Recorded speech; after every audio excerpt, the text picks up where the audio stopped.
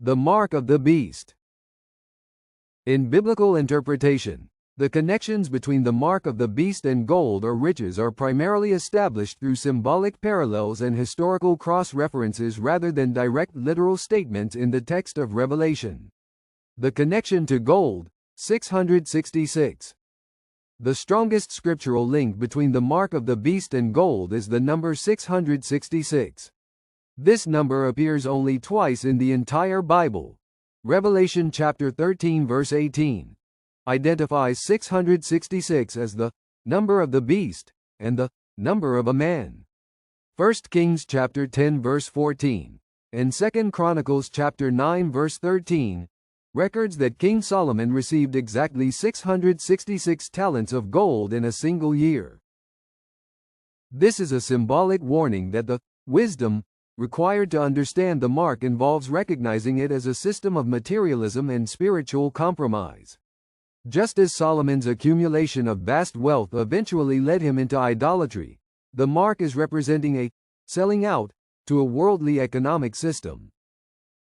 Receiving mark of the beast in your forehead and hand. Forehead represents mind, so as to always think of this riches, and hand represent works.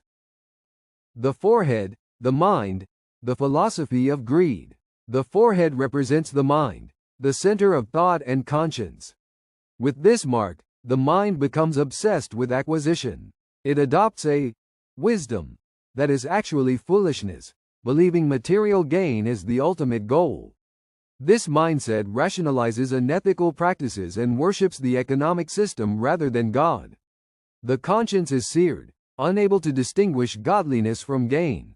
It views faith and charity as tools for enrichment, erasing the concept of enough and embodying the love of money.